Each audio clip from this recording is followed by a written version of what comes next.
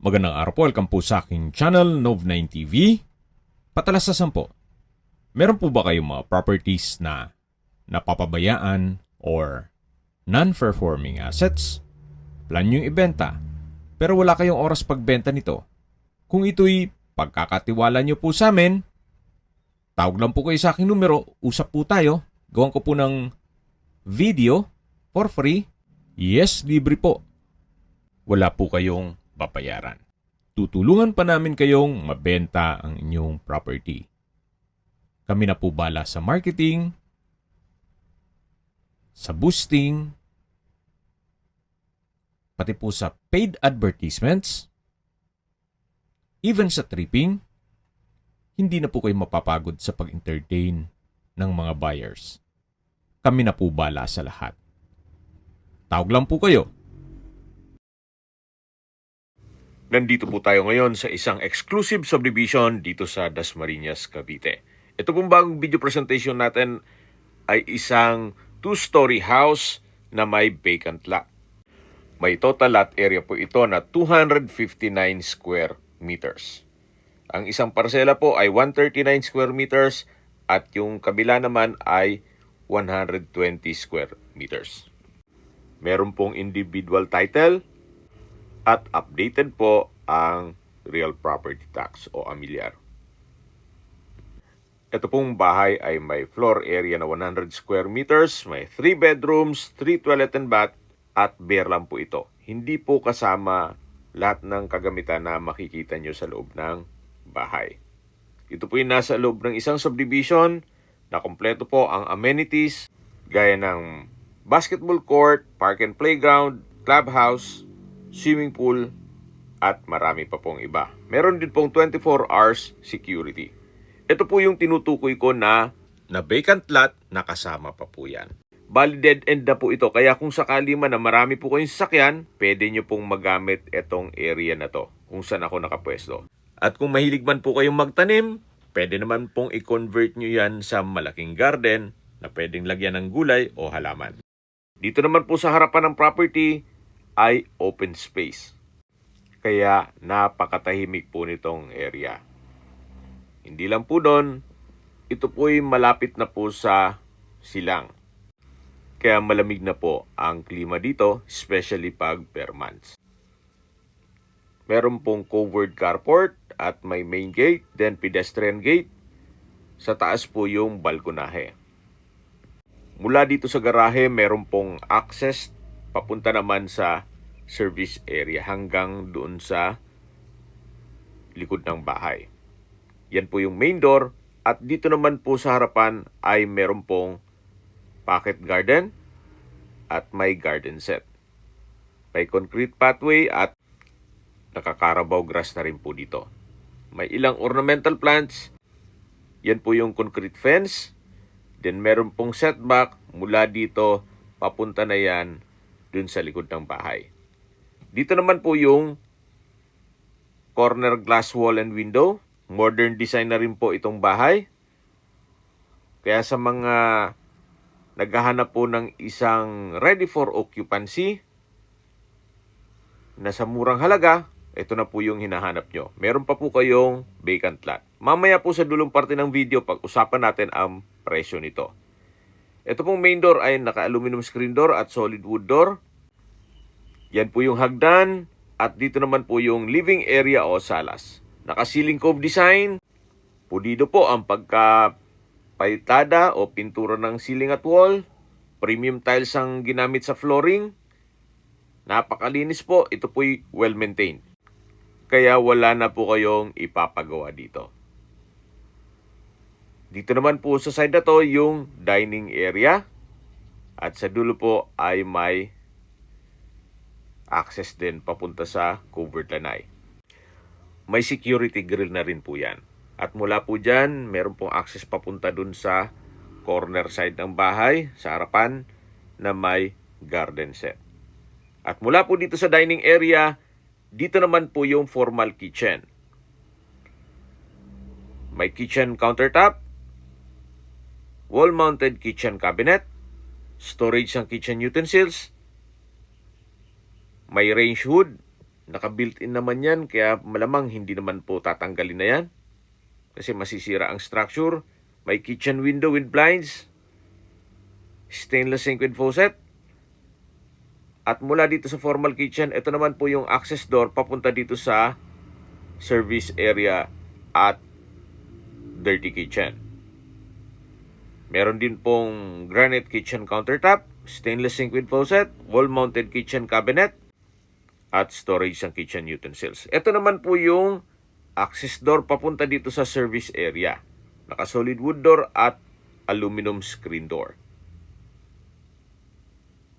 Mula po dito sa dirty kitchen, meron pong common toilet and bath. Naka-aluminum door at maayos naman ang toilet fixtures. May hand wash basin, water closet, at bathroom window. From floor to ceiling po ang tile bathroom wall. Yan po yung common toilet and bath. Maganda rin po pagka-disenyo nila ng pintuan dito, sliding para hindi kumain ng space. Yan po ulit yung formal kitchen. Dito po yung dining area. Then yung access door papunta sa covered lanay. At dito naman po yung living area. May maliit na kwarto po dito na may accordion. At dito naman po nakapwesto yung hybrid solar system na may wall-mounted battery na kayang paganahin po ang mga ilaw at small appliances.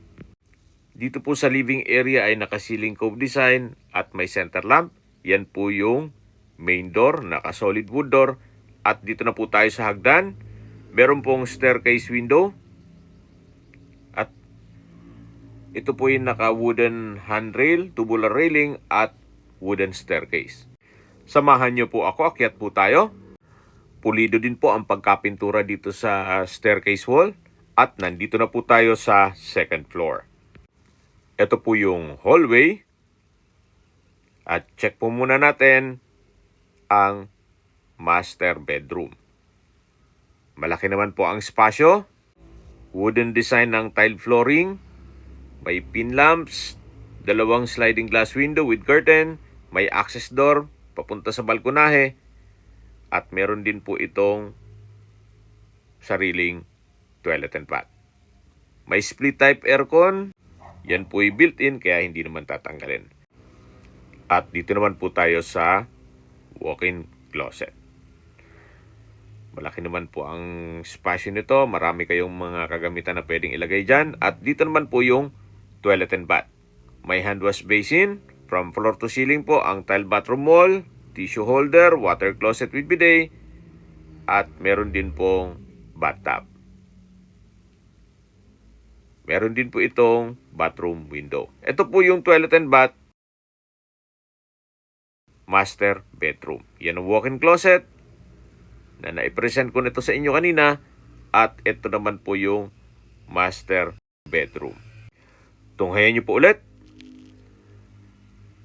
At lipat na po tayo dito sa may access door na naka-solid wood door at aluminum screen door. Ito po yung punta naman dito sa may balkonahe. Naka-tile flooring na rin po dito at naka-metal railing. Yan po yung open space na tinutukoy ko. Yan po ang inyong magiging kapitbahay. Kaya dito po sa area na to ay wala nang ibang dadaan kundi kayo na po mismo. Wala nang iba. Gawa ng dead end na po ito. At yung bakanting lote, kung ayaw nyo mang patayuan pa, another investment po yon. At kung malaking pamilya naman kayo and you have enough budget, pwede naman pong pa-extend itong bahay doon sa vacant lot. Ito po yung hallway. Yan po yung common toilet and bath at ito naman po yung second bedroom. May dalawang glass window with security grill, high ceiling, at maayos pa naman po ang pintura nito. Yan po yung pangalawang kwarto o second bedroom. At ito naman po yung common toilet and bath na may hand wash basin, water closet, shower enclosure, then bathroom window, at overhead shower. From floor to ceiling din po ang tile bathroom wall. Ito po yung common toilet and bath dito sa second floor. At dito naman po sa kabila ay yung third bedroom. May built-in cabinet o wardrobe, may glass window, maayos din ang pagkapintura ng ceiling at wall, at naka-tile flooring. Yan po ang pangatlong kwarto o third bedroom. Paglabas nyo po ng hallway, ito pong matatanaw nyo na pintuan na malapit sa hagdan ay yung access door naman ito papunta dito sa may balkonahe. May aluminum screen door. Ito pong balkonahe na to ay yung sa kabilang side ng bahay.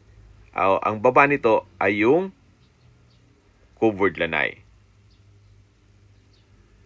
Ito pong kabilang lote ay hindi na po kasama yan. Iba na ang nagmamayari. At balik po ulit tayo dito sa loob.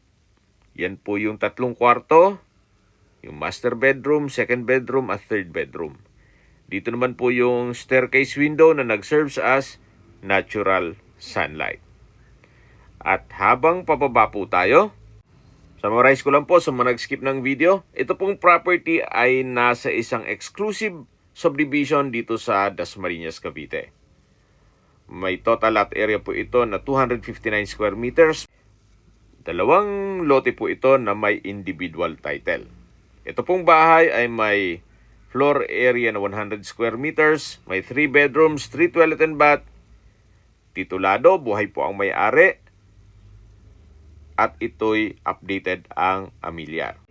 Ito pong subdivision ay kumpleto din ang amenities gaya ng clubhouse, park and playground, swimming pool, basketball court, at marami po pong iba.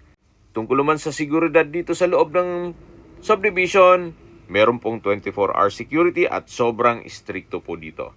Hindi po kayo basta-basta makakapasok kung walang informasyon si owner sa guardhouse.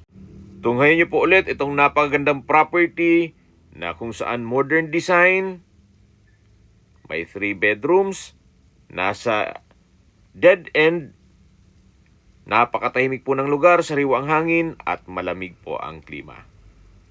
Meron din pong bakanting lote na kung sakali man na lumaki inyong pamilya o gusto nyong i-extend ang bahay, dito po sa area na to, pwede po kayong maglagay ng extension ng inyong bahay. Or kung marami kayong sasakyan or nasa buy and sell business kayo, napakaganda po nitong property na to.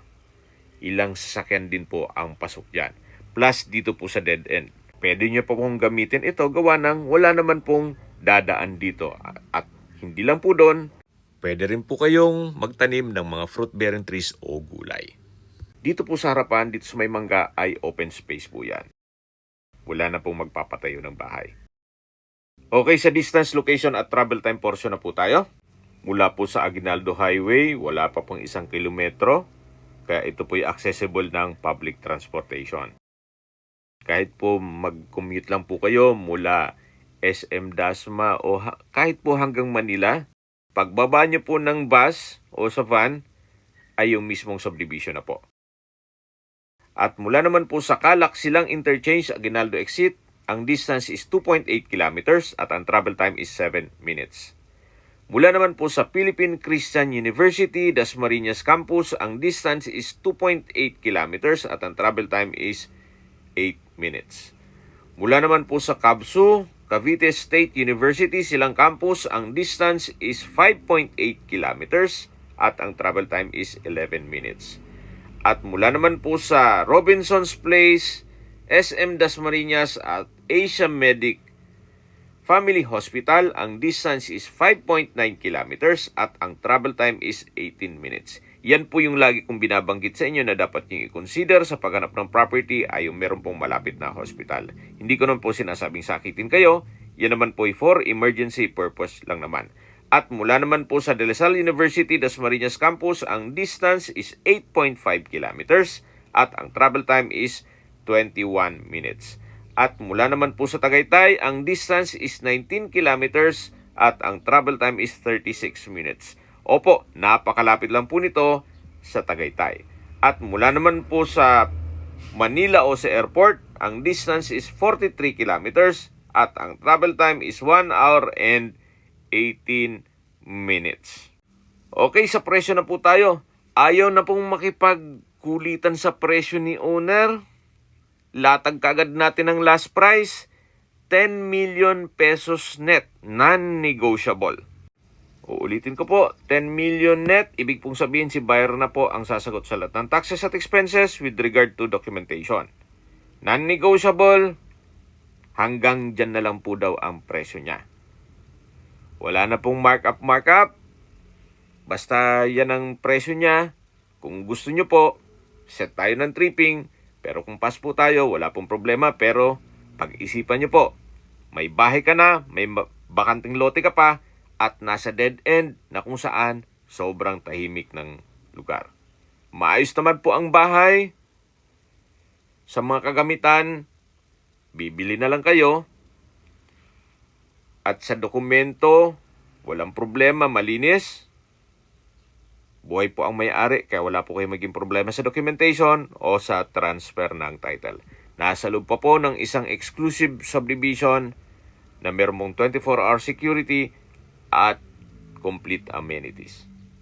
Well, pag-isipan nyo po. Kaya kung may mga katanungan po kayo, tawag lang po kayo sa aking numero. At sa mga kababayan naman natin nasa ibang bansa, meron po akong WhatsApp, Viber, Telegram at Signal. Same number lang po, 0917-316-3399. Sa mga nagtatanong naman po ng aming Facebook, meron po aming Facebook page na Nov9TV at Facebook Real Video. Meron din pong TikTok at Instagram. May ibang YouTube channel po kami, the Nov9TV channel, Nov9TV Listings, Nov9TV On The Spot, Nov9TV Updates, at Nov9TV House Rental. Sana po naibigyan nyo ang video presentation. Paki-like and subscribe na lang po sa aking channel para ma-update din po kayo sa aking future listings. Kung sakali po hanap nyo yung mas malaking sukat ng lupa, meron din po kami ibang listings na pwede nyong pagpilian. Huwag po kayong mag-atubiling tumawag sa amin.